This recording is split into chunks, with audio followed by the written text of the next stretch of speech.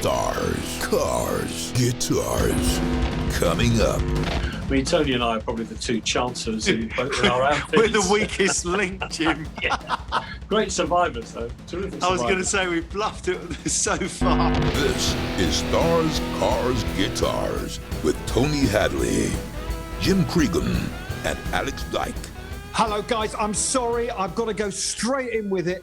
Have you seen the Sun newspaper today, the day of recording this? Have you seen the Sun and what they've done? Tom, put the picture up for us on the screen now. Look at this. First of all, Jim Cregan, anything you want to say?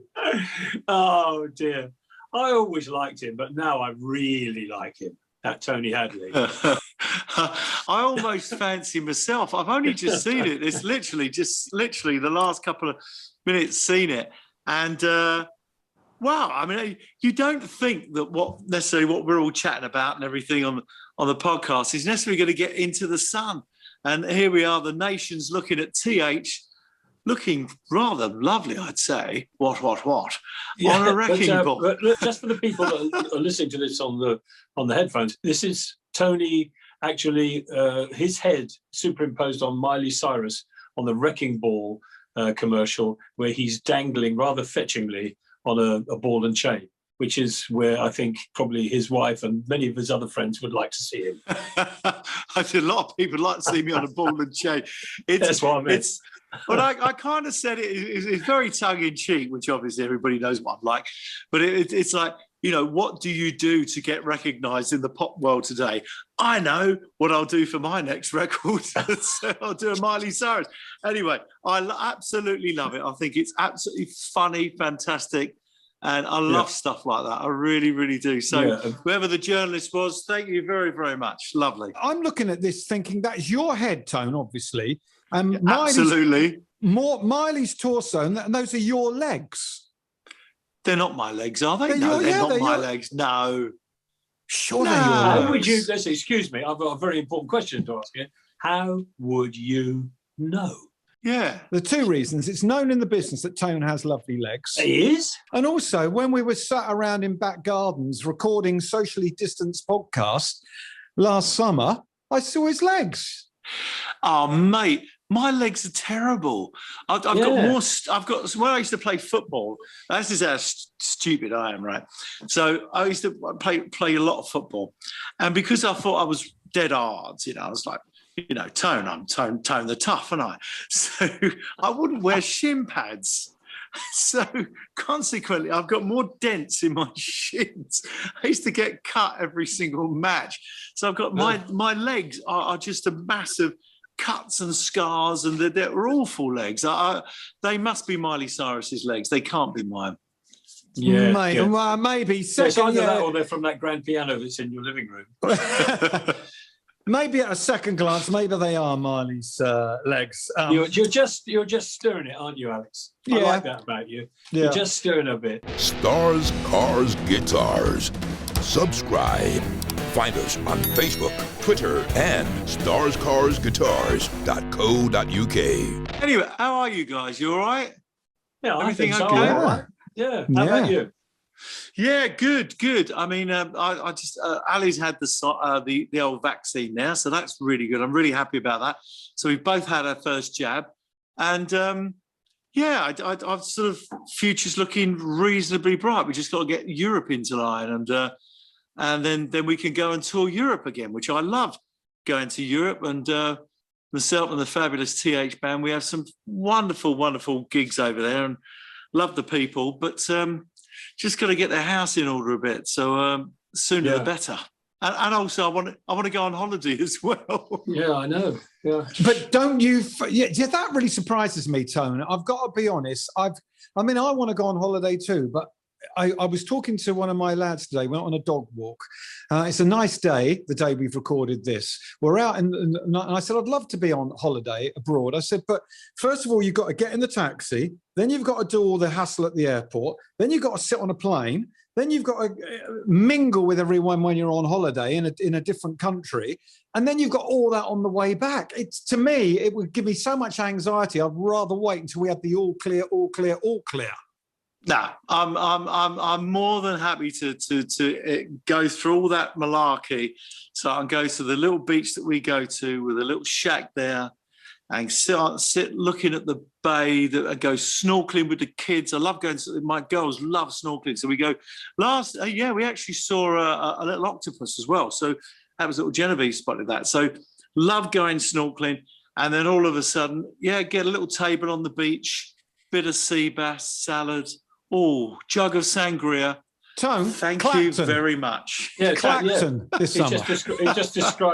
just described Christchurch, where I live. And you've got I don't know that they serve sangria in the restaurant on the beach, but everything else, yeah. But Jim, it's guaranteed sun. That's the thing.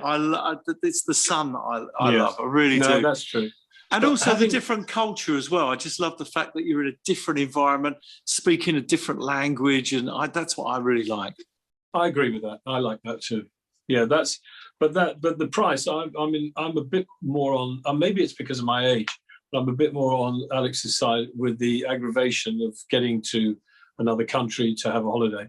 See, I kind of think that since I left school, I've been on holiday. I'm 75. I left school at 18, so that's quite a long holiday, really. Yeah, I can see a bit of a problem here because, we are not a band, but we're kind of a band for Stars, Cars, Guitars. If we were a band this summer, Jim, and Tone wants to go on tour, right? I'd obviously be the drummer, I guess. You're the lead guitarist. What would we do? Tone wants to tour. I want to know. And you and I don't want to tour. Yes. I'd find a Spanish band or an Italian. No, I wouldn't. I'm not as mercenary as that. Do you know, I haven't, talking to my band, because, we do this Zoom every Tuesday night with the band and crew, Fabulous TH Band. And we are, I think all of us are so desperate to just play anywhere they'll have us. We'll go anywhere. We'll go to Timbuktu if there's a stage and a PA and some musical instruments. We just want to get back to playing live, really do. Yeah, I get that. Do you worry, guys, the longer it goes on? Because it does seem to me that since Christmas, we've had some hope. We go 2 steps forward, 1 step back, 2 steps forward, 1 step back. Are there anxieties and concerns that the longer it goes on, the harder it's going to be just to get back into a natural rhythm on stage? No, not really. Not really. No, we're going to have we'll have some rehearsals, because we wouldn't necessarily. We would have a long sound check, and that would be the rehearsal. We'd put a new song in. We'd all learn the new song and then rehearse it in sound check and put it in the show that night. But then and the same with Tony's band. They're all very, very good players. Tony and I are probably the 2 chancers in our outfits. We're the weakest link, Jim. Yeah. Great survivors, though. Terrific survivors. Enormous bluffing. I was going to say we bluffed it so far. It's like, it's a bit like you just. It's so natural just to be on stage. I'm going to be in my element, and like Jim, we're going to have 3 days rehearsals. We've got some new songs from the next album to rehearse, so we're going to be highlighting them as well. Plus all the gold and all that. Sorry, just a quick. Don't do that. So I just thought I'd throw that one in. So we're going to be doing all the classic stuff as well, the hits, and it's just going to be great. Yeah. Do you think we will? Another thing I said to my boys today was, I just hope that after all of this, and we will get back to normal soon.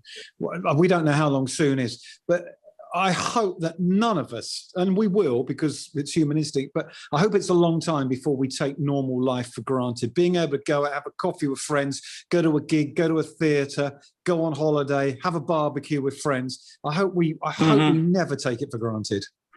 I hope you're right, because we've been through so much, and so many people have been through so much more as well, that it's a bit, just take a step back and just think about what we have lost and then what we've got coming back to us, and how wonderful things are and how amazing our lives are.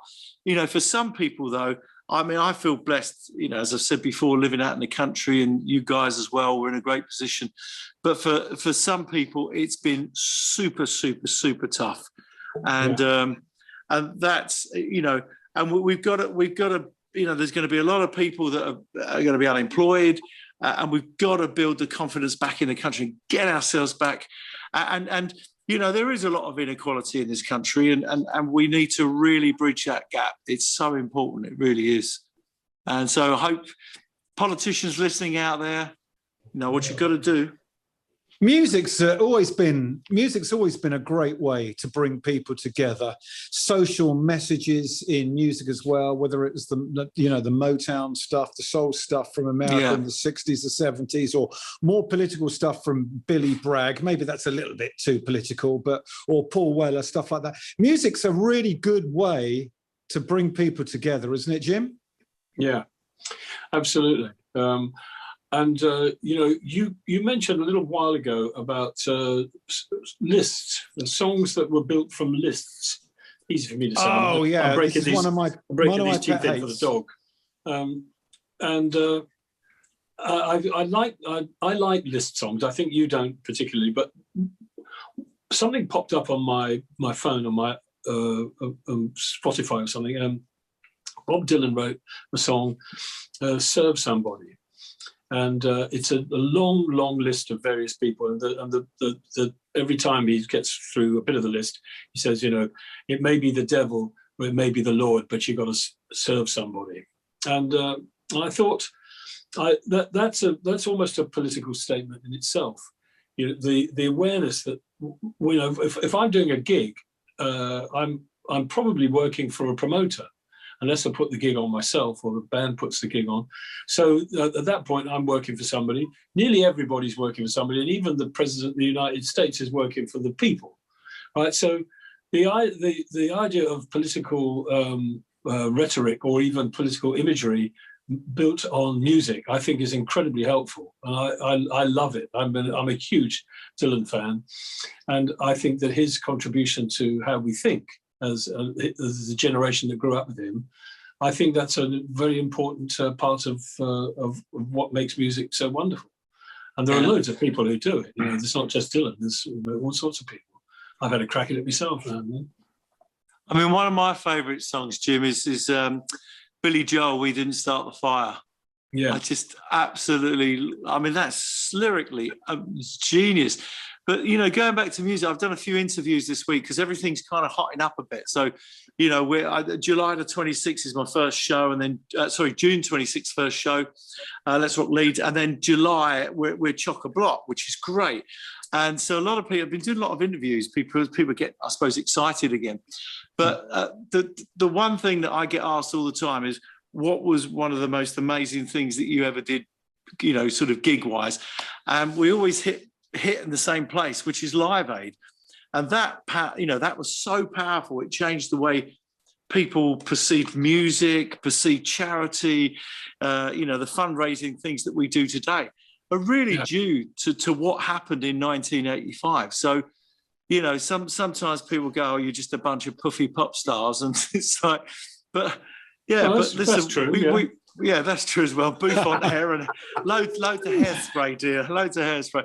But you know, but we make it. You know, we made a difference, and that's what it's all about. Tone, Sure. is that the only one? I was going to say, is that the only time you met Diana, or on the day, 13th of July, 1985, did you all line up and meet Diana, or did Charles and Diana arrive? They were miles away watching, and then after an hour, all the press have taken their pictures and they left. So my questions are, I guess, about that. I'm glad you mentioned it. Did you meet Diana at Live Aid, and how many times did you meet her? Well, they were in the Royal Box, and we didn't do. I can't remember doing a lineup. It was too crazy to do a lineup. That sort of hadn't worked. I'd met Charles years before at Ingliston Hall, and I remember meeting. We were doing it for the Prince's Trust in Edinburgh. It was Edinburgh, I think. And our parents came along. This is in Spandau, and our mums and dads were also happy to meet Prince Charles. But I'd met them on the day, and they were in the Royal Box, and so we were all coming in and out the Royal Box watching the other acts. So they were there, and they were so lovely. But I got invited to Kensington Palace a year or so later, and that was incredible. And they were so friendly, and And she was charm personified. She was absolutely lovely. She really was. And we ended up having such a chat. You know what I'm like. I can have a talk. so I'm bunnying away to Princess Diana, and there's all other pop people in the room and dignitaries and stuff like that. But me and her are just going, and in the end, someone tapped her on the shoulder and said, "Mom, I'm afraid that you have some more people who have to meet." Oh, sorry. Anyway, so that was the end of the conversation. But she was so lovely. She really was absolutely lovely. Do you remember how aware she was of your music? And did she say, "Oh, that's my favourite track from you guys"? True, or I don't know. Do you remember if there was any song she preferred or liked? She said, "You're the best singer in the world, Tone, and I've always loved you." What a dreadful lie. No, she never said. They're very careful because, they might refer to certain songs. They know certain songs, but I don't think there was any way that she was going to say, True's my favourite song, or Gold's my favourite song, or whatever. And so they treat people sort of impartially, but very, very, they're very lovely and very, very kind. And at the end of the day, here we were in their house. We've been invited specially. That's a pretty big thing to be a part of. What was the furniture like? It was lovely, beautiful room, lovely pictures. I thought, that's nice. I wouldn't mind that in my front room. And but I have to say, of all royals that I've met and been lucky enough to meet, they've all been really charming and really lovely and very kind. And so I've only got praise. They say the same about you. I mean, all the ones I've met have all said the same about you. They say, "Did you meet Tone?" And when I meet the Duke of Edinburgh down the Swan and Bucket, he says nothing but nice things about you. And he listens to this podcast too, The funniest one, I don't know if I've told you this. It was, so I'm going on a bit, sorry. Funniest one, we were at the Royal Academy of Art, Dramatic Arts, in just opposite the Ritz. And there was loads of the people from the world of pop. I mean, it's going back a few years. I was with Steve Norman, actually. We were the only two invited. People from the world of music, art, sculpture, actors, actresses, all sorts of, just generally the world of artistic brilliance and all that business. And you were told who was going to be, it was the Queen and the Duke of Edinburgh. And you were specifically told that you were going to meet the Queen and the Duke and everything else. And if you weren't, then you kept back and you didn't sort of put yourself forward. Well, as the evening went on and everyone's had a drink, they're doing it was a big night and lots of people there. I've never seen people fawning so much as they did. Like, they just literally fell in front of them. "Your Majesty, oh, so lovely to meet you."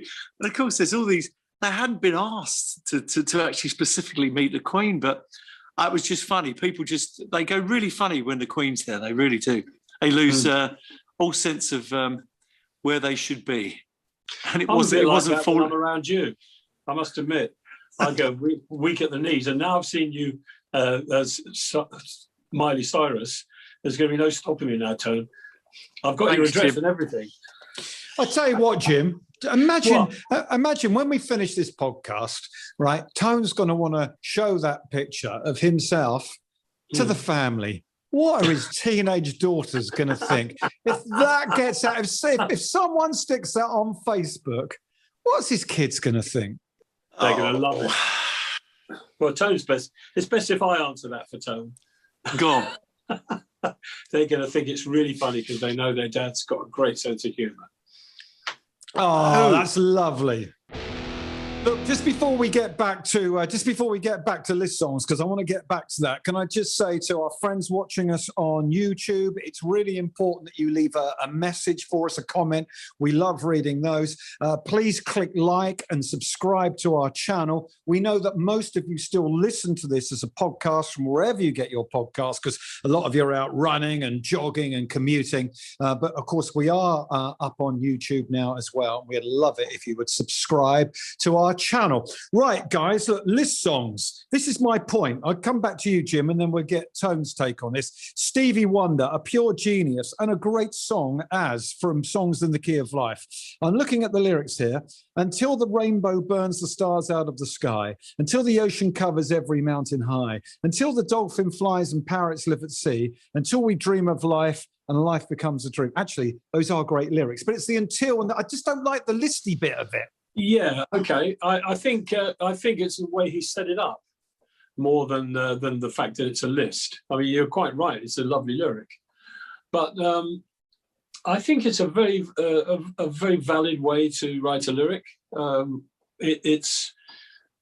don't have any problem with it at all, and I have to say that because I've written several songs that have got lists. Although, as I can never even remember how to play my own songs, I certainly can't quote any of the lyric. But I think it's all right, and I don't have the problem you have with it. What I do have a problem with is if the list is full of cliches, or if the list is a weak way of filling in a lyric. But we've talked a little bit about lyrics before. Some people don't think the lyric is that important. In fact, one of my dear friends who's a guitar player doesn't pay that much attention, because I asked him about it. You know, what do you think about this lyric? He says it's okay. You know, it's not what I listen to. I listen to the melody, the band, the groove, all the other things, but the lyric doesn't carry a lot of weight. And I'm the other way. If the lyric isn't any good, I can be turned off the song entirely. What's a cliche? Is a cliche woman in a red dress with blue eyes? Is that what you mean? No, not at all. No. Till the seas run dry, till the mountains crumble. You know, I love you to the stars and back. You know, anything that you've heard half a dozen times before, because there's only so many rhyming schemes available using regular words. You hear them again and again, and you know, the moon and June. You know, that's right. There's the start of the great cliches of writing love songs. In fact, writing a great love song is incredibly difficult because so much of it is done before. Yeah, Tone, We Didn't Start the Fire by Billy Joel. I often thought when I heard that, now I love that song, and that to me is more than a list song, but it is a bit listy. But if history had been that exciting at school, we would have all got straight A's, even me. Yeah, he was very clever in his lyrics in that song. I mean, you know, we had, funny enough, talking about Bob Dylan, we had a teacher, Mr. Griffin, Steve Griffin, and he did an assembly when we were at Dame Alice Owens, and he was a lovely teacher. And he said, guys, I'm going to go off the conventional, you know, reading a psalm or whatever and stuff. And I want to play you some music. And he played us several extracts from Bob Dylan's music, just to highlight how wonderful the lyrics were and everything else. And I thought that was really engaging to try and sort of, you know, get people interested in English and the way the composition and stuff by playing music. And as we said before, some lyrics are kind of wacky and some lyrics tell stories. And I mentioned Bruce Springsteen. He always tells a story. There's always a kind of an imagery there that's he's genius at. He really is. But yeah, I mean, I just I'm sort of, I don't mind a list. It doesn't offend me. It depends how good the imagery of the list is. There was a song I wrote with Rod Stewart some time back where, for some reason, we would have all these problems. Were well, not really problems, but the record had overrun, and there was a tour booked, and you know what that's like. You know, the deadline. You've got to have the album out before the tour, otherwise you're wasting all this possibility of selling records. So we had the track done, we had the title, and but we didn't have the lyric. And he said, "Why don't you come up to the house and work on the lyric with me? You know, to keep you out of trouble." And one of the lines that came out of this song was writing about this girl, the picture, the imagery of this girl. One of the things he liked about her was her saxophone lessons, which I thought was a good image. You don't see, that's not something you normally appropriate to a girlfriend. And the other one, she was, I can't remember the bit before it, but the back end of it was legs like a young giraffe. right? And that image of this girl with these long, skinny legs, I thought was those kind of things pique my interest. I like those images. My daughter, when I was writing my book, I said I need an image here about something that's sticking out. And I said, and she said, oh, what about his eyes popped out like a naughty child's tongue? Like, what were you taking at the time, Jim? You and Eva? Yeah, I was still on the medication. Yeah, you're right. Stars, cars, guitars. Listen, guys, we haven't. Poor old rock and roll Tom has been in the cupboard for weeks and weeks and weeks. We talk and talk and talk, and we never get round to doing Mailbag. So should we get rock and roll? Mailbag. I love it. I love it. I know you did. You sung our jingle, didn't you? Should we get rock and roll Tom out of the cupboard? And should we do? Was that Martha I could hear in the background there? No, it's my dog. It's your dog. Yeah. Yeah, that's right. So he's so excited about the return of Mailbag as well. Tell them the name before we hit the jingle, Tom. Tell Jim and Tone and everybody listening and watching the name of your dog. My dog is called Ringo. When we got a dog, we were talking, my wife and I, we said, we've got to have a rock and roll name. And Ringo. We started with the Beatles. John, not going to work. Paul, nah. George. And somebody said, well, Ringo's not going to work. And then we said Ringo Stroud. And no other name was as good afterwards. It stuck.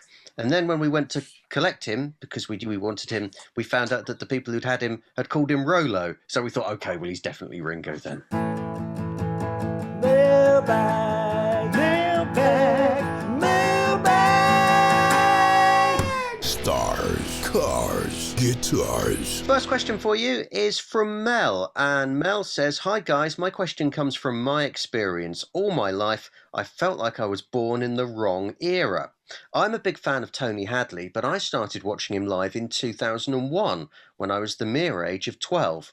Since then, I've seen a lot of his gigs and even played football with him against Go West back in the early 2000s. We won 17-10. But I would have loved to have been around for the early Spandau days and Blitz Club days. So my question to you all is, if you could go back in time to another era, when would it be and why? Doesn't have to be musically, but that's good, isn't it? Aren't we often excited by the music of the past, or when sometimes you're too young to be a part of something? So so where would you go? Oh, Jim, do you want to go on this one? Alex? No, I don't. That's such a tough question. Alex is the music historian of the group. Why don't we give it to him? I'll think about it. I think. What do I know? But I think that if you ask most people, they would want to be about 10 to 15 years older and be born in the time that they remember when maybe the world seemed safer because they were a child. So if I could get in a time machine, there's two things I would do, apart from the really, really important stuff like stopping Kennedy getting shot or whatever. If you couldn't do anything like that, one thing is I would go to 1977. I was 15 anyway, but I would go to the Jungle Room the day that Elvis recorded Way Down. I'd love to have been there when they trucked in all the gear to Graceland because Elvis couldn't be bothered to go to the studio. So RCA would take the gear to him. The acoustics apparently were great in the Jungle Room, and he sang Way Down in there. That's one thing I'd like to do. But as far as getting back to this question and answering it more precisely, I think for me, I'd like to have been in California in the 60s, maybe hanging out with Andy Williams as he made that great TV show with all of those fabulous guests. He could have whoever he wanted on his show. And I could just imagine him getting into a nice Cadillac, driving through California, up into the Hollywood Hills, wherever he lived, into a lovely big mid-century one-story home with a pool out the back. I've got a real romance that goes with the 60s, which may only exist in my head, but that's the best I can answer. Okay. Well, I've got what's sort of slightly similar, and you probably figured what I would love to go back to Las Vegas in the 60s, 50s, 60s, and be backstage hanging with Frank Sinatra, Sammy Davis, and Dean Martin, just to see what it was really like and what the partying was really like. I'd love to know, because you hear all these stories, but I'd love to actually, be a part of that. I would absolutely love it, and just to be hanging with those guys backstage and all the characters, it would be fantastic. And if I've got another one, I'd love to, which is completely not musical. I'd love to go back to sort of the 1600s and be in London, what London was like in the 1600s. Just to walking around the streets would be incredible. There you go. That's a great one. And can I just quickly say before we go to you, Jim, I'd say this tone with Peter Lawford, Sammy Davis Jr., Frank Sinatra, Dean Martin. It's all your Christmases come at once. They're all dressed up smartly. They're all singing. There's loads of food, great food, loads of booze. It's all your Christmases at once. But more importantly than that, you could have definitely held your own with the Rat Pack. Mm. Well, thank you very much. Yeah, I mean, I do love I love a croon. I do love a croon, and I love those styles of songs. So, and I've sung them many times. So, thanks, Alex. Great question, by the way, Jim. You haven't said. No, I like your story about the Rat Pack. I think that goes along with me too. I'd have loved to have been amongst that lot.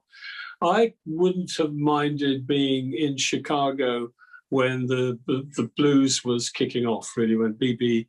King and Sonny Boy Williamson and all the guys that came out of Chicago. I'd have liked to have been able to go to those clubs when they were making their way. You know, Jimmy Reed. A big Jimmy Reed fan. I'd have liked that. And then, and of course, we're talking about musical heritage. I'm one of those incredibly lucky people that I grew up. When I was the age you're talking about, 16, 17, I was seeing the Rolling Stones at the Railway Hotel in Richmond. I saw the Yardbirds play. Loads of times I saw the Yardbirds play. And I was played all those gigs at Marquee. I was opening for bands like the Yardbirds. I'm borrowing Eric Clapton's amp, that kind of stuff. So I actually was fortunate enough to live in one of the great moments for rock music when it was really at its most original. I'd like to have been in the audience of when the Beatles did that song in Love, Love, Love, All You Need Is Love, 7/4. Interesting enough, a couple of my mates were in that audience, and I looked at them and I thought, God, I wish I'd got an invitation to that, but but no. But that's some of those events. And then if you're going to take it away from music, I would have liked to have hung out in South Africa with Nelson Mandela. He's, to me, one of the greatest people, Martin Luther King, Nelson Mandela, two of the greatest examples of how to behave in the face of terrible adversity and give an example of turning the other cheek. I think that I'd have liked to have been around to pick up some of that vibe. That would have been good. It would have been good for my spirit. Okay, our next one comes from Claire Watson on the email, and she says, I would like to ask the guys if they've discovered anything new in lockdown, be it a TV show, movie, music, new hobby or interest, apart from recording a podcast, of course. Anything that in the normal scheme of things would probably not have hit their radar or they just wouldn't have had time for. So, lockdown discoveries. Yeah, I'll have a go at that. I discovered that my friends and my family and the people that I would, as Tony was talking about earlier, take for granted because they've always been around. I discovered how important their friendship and their love and my love for them, how important that is in a way that a far deeper level than I'd ever considered before. It's become incredibly meaningful to me to reach out to people. In fact, I've called people I haven't spoken to for years with the idea of just asking how they are, but also I feel the need to communicate more strongly and more passionately than before. So that was a great self-awareness journey. And I've also discovered that no matter how much time I've got, I'm not going to clean up the bloody garage. I sort of touching on what you said, Jim. I think, I mean, a lot of people say, "Oh, you know, have you learnt Swahili?" No, I haven't. No, I haven't done that, and I haven't taken up stamp collecting either. But I think the thing is I've discovered that we can't live without interaction with other people, and you know, thank God I'm blessed with Ali and the two girls, which is great. But even if it's on a walk and I see someone I vaguely know, I'm like going, "Hi there, how are you?" La, la, la, la. I can't stop talking. We need that interaction, and we need to go to different places. Being in the same place all the time, I think, really juggles with your head. I mean, you know, going to the supermarket when Ali lets me out because I'm a liability is that's a big day out. That's a day out. You know, I went to the garden centre the other day.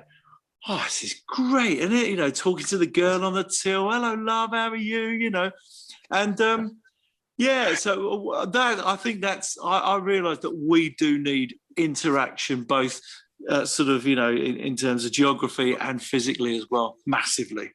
Yeah, I agree entirely. Yeah. What about you, Alex? What you got? Yeah. Freedom. Basically the same as what you two said. I mean, I can't now say, after Jim being so wonderful there and then Tony adding to it, I can't say I've discovered TV dramas and I'm really enjoying them now, can I? Yeah, you can. Which is partly true. I'm really getting my money's worth out of Netflix. But apart from that, it's people, the people that matter to you, the little things in life, the sitting in the back garden and having a cup of tea with someone you haven't seen for a while, reminiscing with friends. I don't think handshaking is going to come back for a long time, but I think hugging and embracing will, because it's a much safer thing to hug someone's shoulder blades. And it's that spending time with the people you love, the people you like, the people you get on with, and the shared experience of having an ice cream on the promenade, whatever it is, getting out and enjoying the sunshine and being free. Most of us were all so lucky, and we all took it for granted. And I'm determined never to do that again. Very good. That's a very good thing to be determined about. I like that. Nice one. Yeah. Oh, I like that. Good question as well. Very good question. Yeah. I'm sorry we didn't answer about the films if you're trying to pick our brains about. Although I watched Homeland some time back, and I've watched it all again. And it's actually, I really think it's a terrific series. There's so much of it. It's almost a lifetime of television on its own. There's about 8 episodes. If we're talking about TV, or The Bay has been good. Unforgotten is amazing. And hang on, Tone. Hang on. Duty's coming back. Tone, The Bay. I think, yeah. The Bay. I've watched both series of The Bay. Unforgotten. I'm with you on the series of Unforgotten. They're the two that I've recently discovered. Brilliant. Line of Duty. I struggled. I know it's brilliant, but I struggled with it. Yeah. Love it to bits. Love it to bits. Hopefully, Claire, that answered your question. And if you want to send a question in for Mailbag, it's easy to do. Just go to our website, which is starscarsguitars.co.uk, and there's a little form that you can fill out, and we'll go back to Mailbag on a future edition. Mailbag, mailbag, mailbag. Stars, cars, guitars. Well, that is it, guys. Once again, we've just not run out of bullets. We never run out of bullets, but we've run out of our allotted time. Yeah, I mean, how do we manage to talk endlessly? Got 2 Irish people in it. What's wrong with you? I kind of, I sometimes think, what are we going to talk about? And then we always end up talking about great things. I mean, Alex, you come up with great suggestions as subjects and stuff, but it's good. It's like I've said before, it's almost therapeutic, and it's free. Well, that's great. Yeah. I think that when people say, when you're going to do an interview, what are you going to talk about? I always think, well, interviews are only conversations, and this is a conversation. These aren't interviews. And if we were all sat on a coach together, or we were all having dinner, and there were just us 3 or other people there, we would all have a jolly good conversation, wouldn't we? We wouldn't think, oh, what am I going to ask? There wouldn't be any embarrassing silences, would there? No. I mean, we have no trouble at all having some sort of discussion. I learn stuff from listening to you guys talk. I really do. I learn how similar we are, and your insights about your life, and especially the fact that you've quite handy with a vacuum cleaner. If only you lived a bit closer, because the lady who helps me with the house she's taking a week off. I was wondering if you would you like it down here in Dorset, don't you? Well, I'm thinking of setting up a new company, Celebrity Cleaning Is Us. And I could bring my Dyson and all my bits and bobs, and I could come and clean your house, Jim. Oh, but if I could just rustle up the 10, on that note, 10 grand. I'll find the 10 grand in a shoebox somewhere, then I'll invite you around. Listen, good to see you guys, and lovely having a little chat. It's nice, and I hope everyone's enjoying it out there. A little chat. See you later. Bye. Thanks, everybody. God bless. Stars, Cars, Guitars was produced by Tom Stroud.